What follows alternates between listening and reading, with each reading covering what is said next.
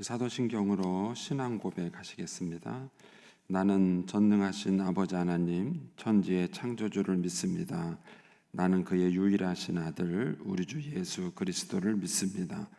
그는 성령으로 잉태되어 동정녀 마리아에게서 나시고 본디오 빌라도에게 고난을 받아 십자가에 못 박혀 죽으시고 장사된 지 사흘 만에 죽은 자 가운데서 다시 살아나셨으며 하늘에 오르시어 전능하신 아버지 하나님 우편에 앉아 계시다가 거기로부터 살아있는 자와 죽은 자를 심판하러 오십니다. 나는 성령을 믿으며 거룩한 공교회와 성도의 교제와 죄를 용서받는 것과 몸의 부활과 영생을 믿습니다. 아멘. 우리 찬송가 312장 찬송 하나님께 드리겠습니다. 312장입니다.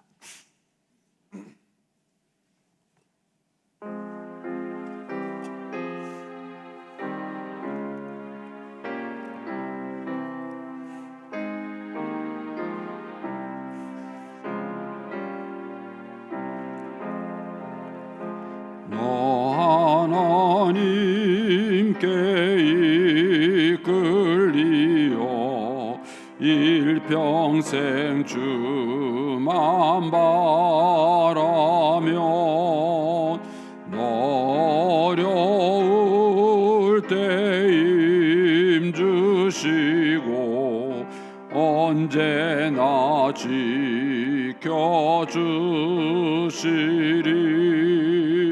주 크신 사랑 믿는 자 그 반석 위에 서리라. 너 설레는 맘 가다듬고 희망 중 기다리면서 은혜로 신 주의 뜻과 사랑에 만족하여라. 우리를 불러주신 주 마음에 소원하신다. 주 찬양하고 기도하며 내 본분 힘써다라. 주 약속하신 모든 은혜 내게서 이뤄지리라. 참되고 의지하는 자 주께서 기억하시리.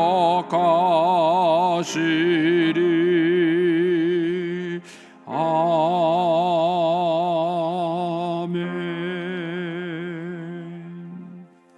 기도하겠습니다.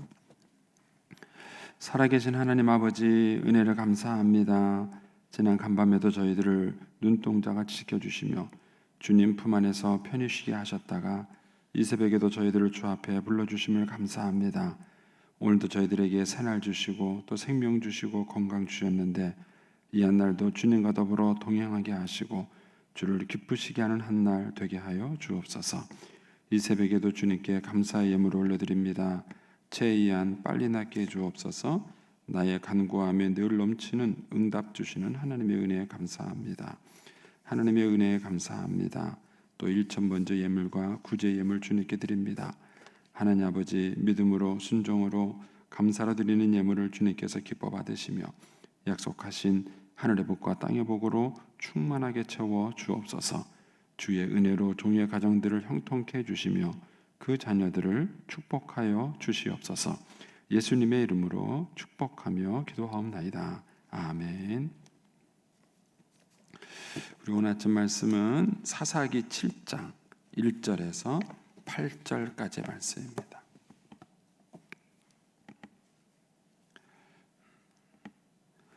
사사기 7장 1절에서 8절까지의 말씀입니다. 같이 봉독하겠습니다. 여룻바알이라는 기드온과 그를 따르는 모든 백성이 일찍이 일어나 하롯셈 곁에 진을 쳤고 미디안의 진영은 그들의 북쪽이요 모레산 앞 골짜기에 있었더라. 여호와께서 기드온에게 이르시되 너를 따르는 백성이 너무 많은즉 내가 그들의 손에서 미디안 사람을 넘겨주지 아니하리니 이는 이스라엘이 나를 거스려 스스로 자랑하기를 내 손이 나를 구원하였다 할까 함이니라. 이제 너는 백성의 귀에 외쳐 이르기를 누구든지 두려워 떠는 자는 길르앗산으로 떠나 돌아가라 하라 하시니 이에 돌아간 백성이 22,000명이요 남은 자가 10,000명이었더라. 여호와께서 또 기드온에게 이르시되 백성이 아직도 많으니 그들을 인도하여 물가로 내려가라. 거기서 내가 너를 위하여 그들을 시험하리라. 내가 누구를 가리켜 내게 이르기를 이 사람이 너와 함께 가리라 하면 그는 너와 함께 갈 것이요 내가 누구를 가리켜 내게 이르기를 이 사람은 너와 함께 가지 말 것이니라 하면 그는 가지 말 것이니라 하신지라. 이에 백성을 인도하여 물가에 내려가매 여호와께서 기드온에게 이르시되 누구든지 개가 핥는 것 같이 혀로 물을 핥는 자를 너는 따로 세우고 또 누구든지 무릎을 꿇고 마시는 자들도 그와 같이 하라 하시더니 손으로 움켜 입에 대고 핥는 자의 수는 300명이요 그 외의 백성은 다 무릎을 꿇고 물을 마신지라. 여호와께서 기드온에게 이르시되 내가 이 물을 핥아 먹는 300명으로 너희를 구원하며 미디안을 내 손에 넘겨주려니 남은 백성은 각각 자기의 처소로 돌아갈 것이니라 하시니 이에 백성이 양식과 나팔을 손에 든지라. 기드온이 이스라엘 모든 백성을 각각 그의 장막으로 돌려보내고 그 300명은 머물게 하니라. 미디안 진영은 그 아래 골짜기 가운데 있었더라. 아멘. 이 새벽에도 주의 은혜와 축복이 함께 하시기를 축원합니다. 이제 우리가 이제 인생을 이제 살아가다 보면 이제 사람이 새로운 경험에 의해서 자기 생각이나 이런 관점들이 넓어지죠. 다양한 경험을 통해서 폭넓은 그런 이제 생각을 가질수록 그분이 훨씬 더 풍성한 삶을 살아갈 수 있습니다. 이제 일도 이렇게 해보면은 일하는 방식이 달라요.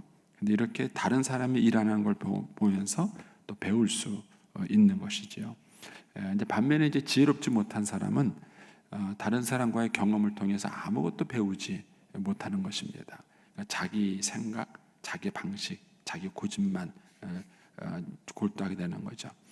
이제 우리나라에서 이제 역사적으로 보면 이제 흥성대원군 시절에 이제 쇄국 정책을 폈죠. 이제 그 당시에 이제 세계 열방들은 외국 문물을 배우기 위해서 굉장히 노력을 많이 했습니다. 가까운 예로 일본과 같은 경험을 하더라도 우리보다 빨리 선진 문명을 받아들인 겁니다.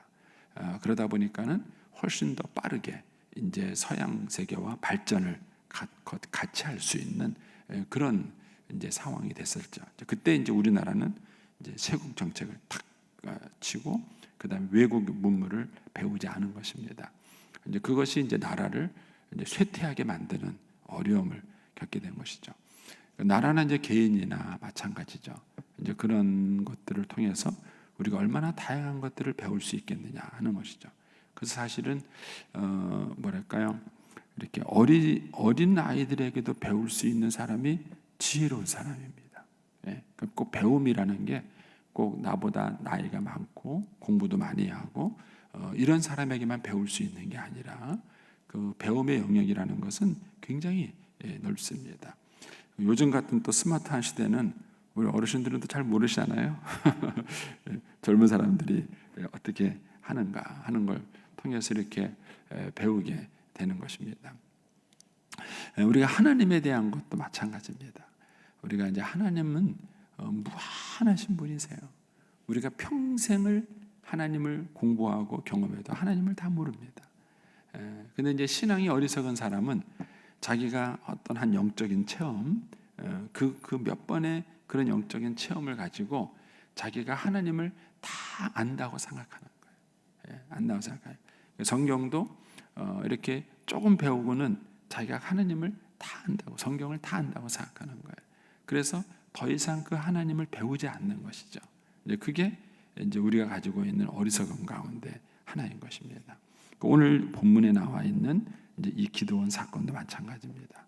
이 본문에 나와 있는 이 기드온 사건은 하나님이 이 사건을 통해서 이스라엘 백성들이 하나님을 경험하는 게 목적이에요. 이스라엘 백성의 입장에서는 승리하는 게 목적이에요. 지금 이제 미디안 사람으로부터 자기들이 공격을 당하고 어려움을 겪고 있으니까 이스라엘 백성들의 입장에서는 하나님의 힘을 빌어서 미디안을 물리치고 승리하는 게 그들의 주 목적이에요. 그러나 하나님은 다릅니다. 하나님은 이스라엘 백성들이 이 사건을 통해서 하나님을 경험하기를 원하시는 겁니다. 하나님이 어떠한 분인지를 그들이 알기를 바라시는 것이죠. 그래서 여러분들이 이제 이 흐름을 좀 먼저 보면 좋을 것 같습니다. 6장 10절 말씀을 한번 보세요. 6장에 보면 하나님이 기드온을 부르기 전에 이제 그들이 미디안 사람들 때문에 힘들어서 하나님께 기도했을 때 하나님이 먼저 선지자 하나를 보내죠. 그 선지자 하나를 보내서 이제 그 이스라엘 백성들을 책망을 하셔요. 근데 그 내용 중에 하나가 10절에 가면 내가 또 너희에게 이르기를 나는 너희의 하나님 여호와이니 너희가 거주하는 아무리 사람의 땅의 신들을 두려워하지 말라 하였으나, 그 전에 그런 얘기를 하신 거죠. 그런데 지금은 이스라엘 백성들이 그 하나님 목소리를 듣지 않은 거예요. 그래서 하나님보다 이 아모리 사람, 이 가나안 사람의 신들을 더 두려워한 것이 그들의 이 문제가 된 것입니다. 그러니까 이 얘기는 그들이 하나님이 어떤 분인지를 잘 모른 것이죠. 그러니까 하나님이 어떤 분인지를 알려주는 것이 이 사건의 목적이에요. 자, 그러면 이제 그런 맥락을 보시고 이제 오늘 1절을 보십시오. 7장 1절에 보면 여룻바알이라는 기드온과 그를 따르는 모든 백성이 일찍이 일어나 하룻샘 곁에 진을 쳤고 미디안 진영은 그들의 북쪽이요 모레산 앞국자에게 있었더라. 여호와께서 기드온에게 이르시되 너를 따르는 백성이 너무 많다 그러셨어요. 이 기드온이 따르는 백성이 몇 명이죠? 32,000명이에요. 32,000명. 그러면은 이 사람들하고 싸우려고 온 미디안 사람들은 몇 명이었을까요? 8장에 가면은요 13만 5천 명이에요.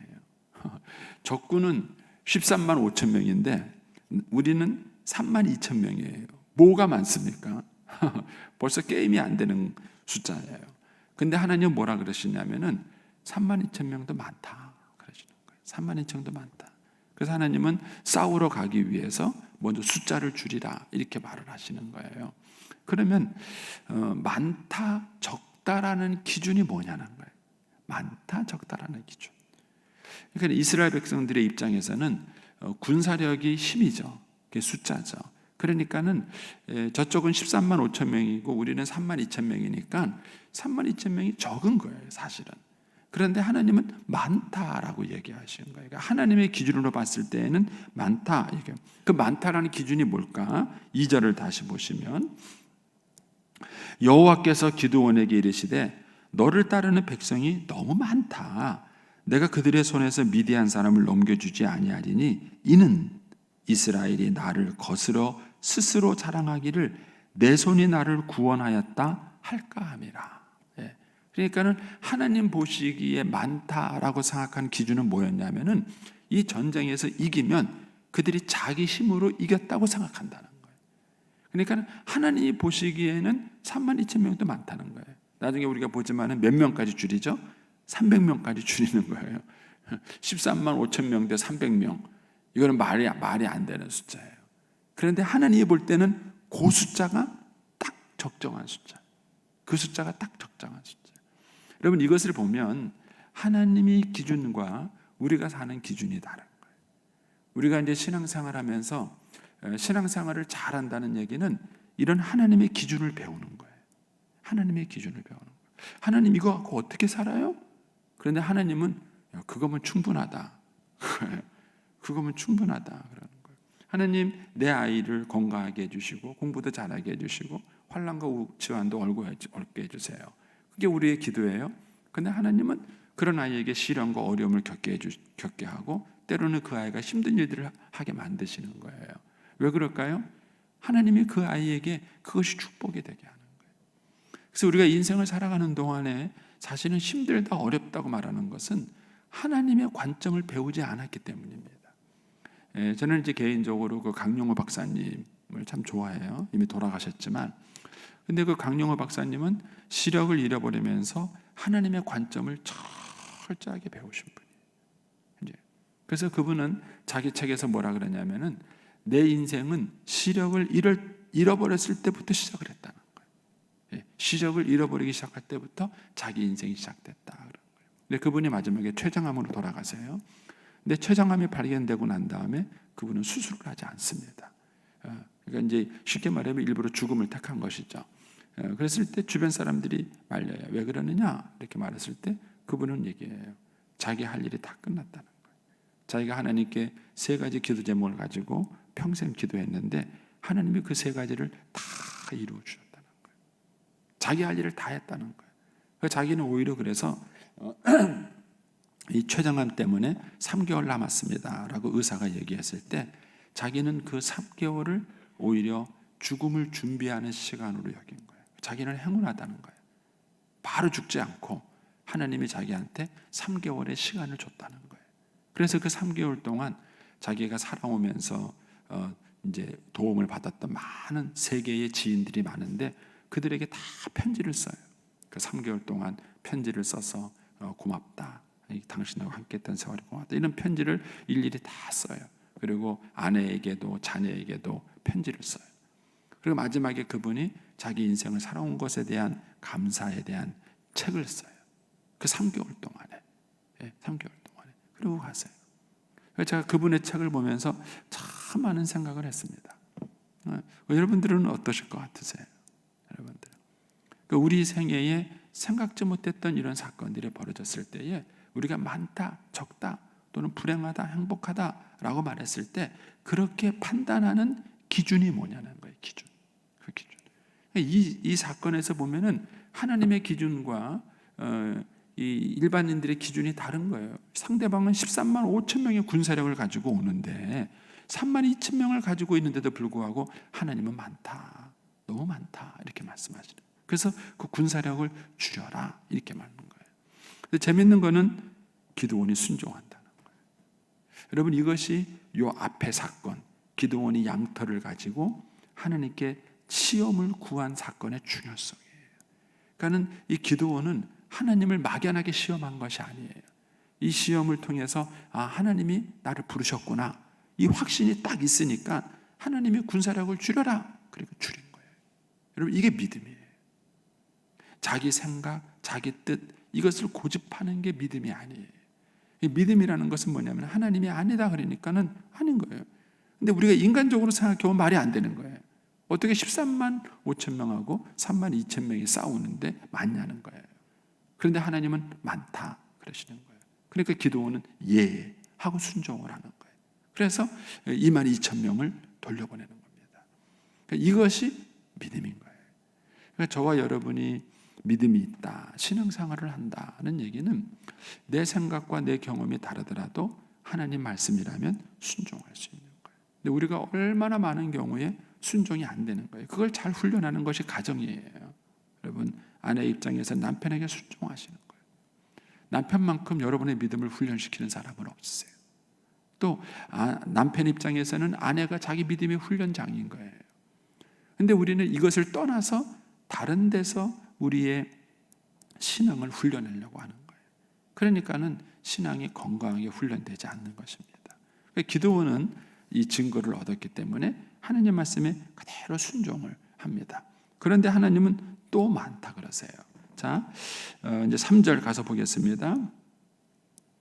이제 너는 백성의 귀에 외쳐 이르기를 누구든지 두려워 떠는 자는 길르앗산을 떠나 돌아가라 하라 하시니 이에 돌아간 백성이 2만 2천 명이요 남은 자가 10,000명이에요.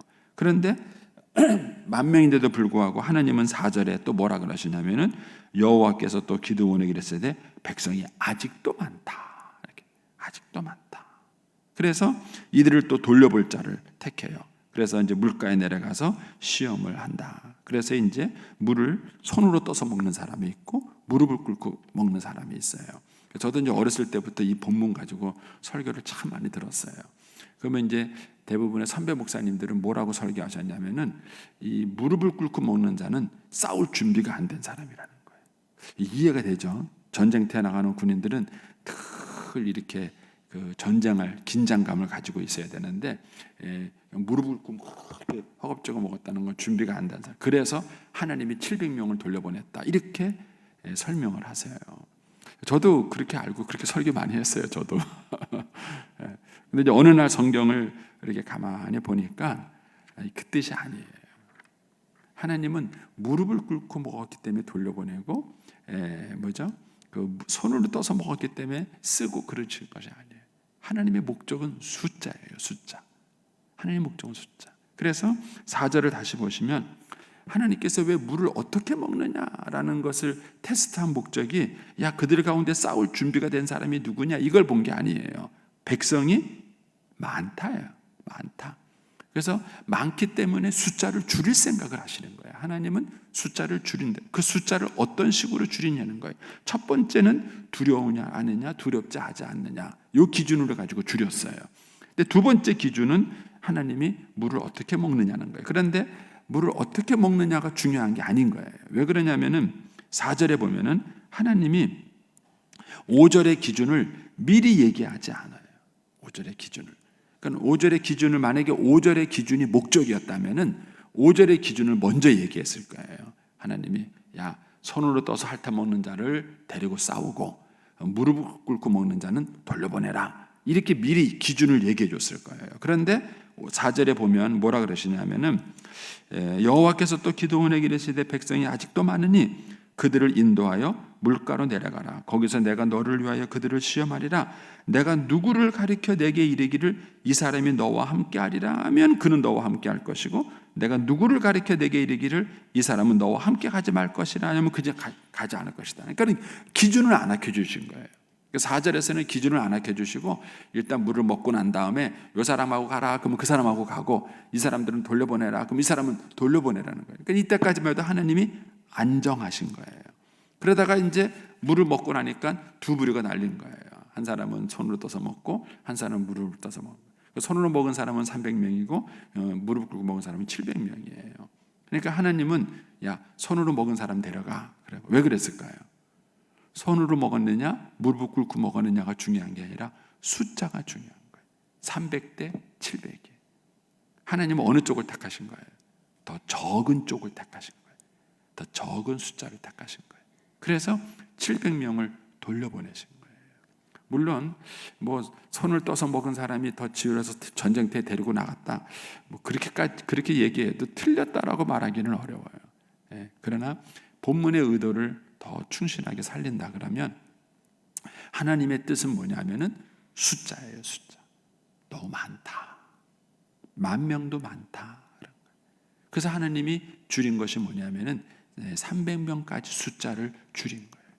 그리고 이렇게 줄여서 한 목적이 뭐죠? 거기에 2절에 가시면 2절의 끝부분에 가시면 이스라엘이 나를 거스려 자랑하기를 내 손이 나를 구원하였다 할까 함이라.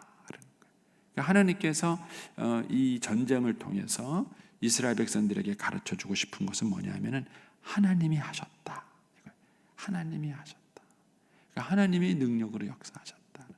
그래서 진짜 은혜 받은 자와 가짜 은혜 받은 자의 차이가 이거예요. 뭘 자랑하느냐? 자기를 자랑하는가? 하나님을 자랑하는가? 그러니까 한국 교회에 그동안 신앙에 간증하는 사람들의 잘못된 것 중에 하나가 이거예요. 내가 40일 금식 기도했다니까, 내가 이렇게 했다니까, 내가 1,000번제를 드렸다니까 하나님께서 역사하셨다. 누구를 자랑한 거예요? 하나님을 자랑한 게 아니에요. 40일 금식 기도한 자기를 자랑한 거고 그 다음에 뭘 자랑한 거예요? 1,000번제를 드린 자기를 자랑한 거예요. 이게 잘못된 거예요. 하나님을 자랑해요. 그러면은 40일 금식 기도한 사람은 다 망했나요? 그럼 우리 분당교회에 이찬수 목사님이 계셔요.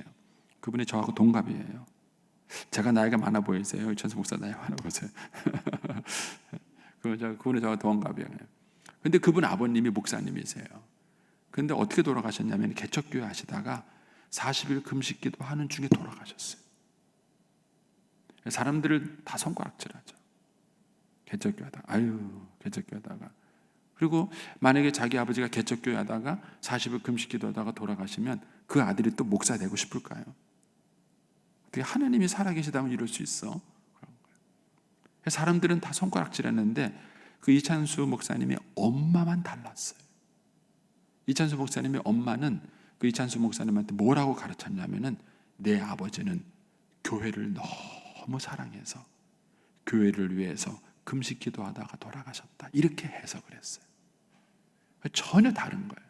그러니까 이찬수 목사님은 그거를 불행하다. 하나님이 어떻게 나한테 이럴 수 있느냐. 이렇게 해석한 게 아니에요. 우리 아버지는 교회를 너무 사랑해서 교회를 위해서 금식하시다가 돌아가셨다. 그러니까 교회를 위해서 목숨을 거셨다. 이게 이찬수 목사님의 믿음이에요. 이것이 그가 잘 큰 거예요. 그리고 하나님께서 또 아버지의 기도를 들으시고 그를 사용하신 거죠. 문제는 우리가 자랑을 하는데 하나님을 이용해서 자기를 자랑하는 게 문제예요. 이게 그동안 한국교회에 있었던 신앙의 그 큰 흐름 가운데 잘못된 것들이, 한국교회 많은 간증자들, 이런저런 이유로 많은 사람들이 간증을 했는데 그 사람들이 사람들로 하여금 신앙의 초점을 하나님께 두게 하지 않은 거예요. 신앙의 초점을 하나님께 두게 하지 않고 자꾸 인간에게 향하도록 만든 거예요. 근데 하나님은 기드온에게 얘기하신 거예요. 너가 이 전쟁에서 승리하고 난 다음에 이건 정말 하나님이 하신 것이다.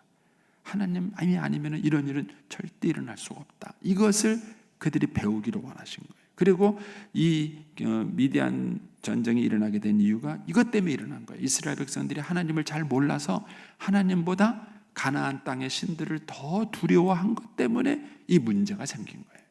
그래서 하나님은 이걸 가르쳐주는 게 목적이지 전쟁에서 이기는 게 목적이 아니에요. 그러니까 하나님은 이 전쟁을 통해서 하나님이 미디안의 그런 신들보다, 여러 군사력보다 하나님이 더 크시다, 하나님이 더 위대하다 하는 이 믿음을 그들이 갖게 하기 위한 것입니다. 따라서 저와 여러분들이 신앙생활하면서 많은 경험이 있어요. 기도 응답의 경험도 있고 하나님께서 우리를 어려운 가운데 살려주시는 이런 많은 경험들을 우리가 가져요. 근데 그런 신앙적 경험을 통해서 무엇을 배우느냐는 거예요. 그런 신앙적 경험을 통해서 하나님을 배우고 자기의 부족함을 자꾸 깨닫는 사람은 신앙이 더 성장을 하는 거예요. 근데 그런 고비와 경험을 지날 때마다 내가 기도를 이렇게 많이 했으니까, 내가 하나님께 이렇게 헌신했으니까, 내가 하나님께 헌금하고 충성했으니까, 이런 경험이 자꾸 쌓이는 사람은 신앙이 지나면 지날수록 교만해지는 거예요. 바리새인이 되는 것입니다. 그러니까는 나에 대한 자랑이 쌓이는가 아니면 하나님에 대한 자랑이 쌓이는가 하는 것입니다. 그래서 하나님은 이 전쟁을 처음부터 불가능한 전쟁, 인간의 힘으로는 불가능한 전쟁으로 몰고 가는 게 하나님의 뜻인 거예요. 그렇게 생각해 보면 저는 요즘 코로나 속에도 하나님의 뜻이 있다고 생각해요. 어쩌면은 우리 인간이 무엇을 할 수 없는 그런 상황으로 우리를 몰아넣는 이것도 저는 하나님의 뜻이 있다고 생각합니다.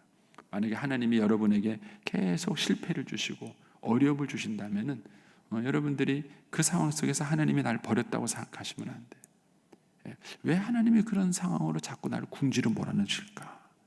오히려 하나님은 그런 상황에서 우리가 더 연약해지기를 바라시는지 모르세요.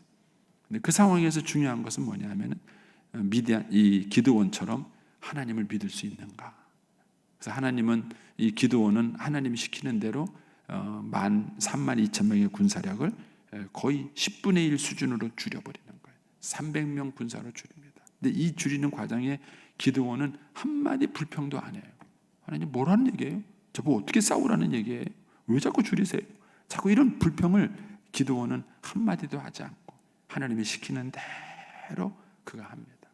왜냐하면 하나님께 대한 믿음이 있었기 때문입니다. 저와 여러분이 이런 환경 속에서 일하시는 하나님의 기준을 배울 수 있게 되길 바랍니다. 우리의 기준과 다르신 하나님의 기준을 배우시고, 그래서 정말 하나님께서 승리로 이끌어 가시는, 또 하나님께서 역사하셔서 우리의 삶을 바꾸시는 그런 은혜의 경험을 하는 오늘 한날도 될 수 있게 되기를 축복합니다. 기도하겠습니다. 오늘은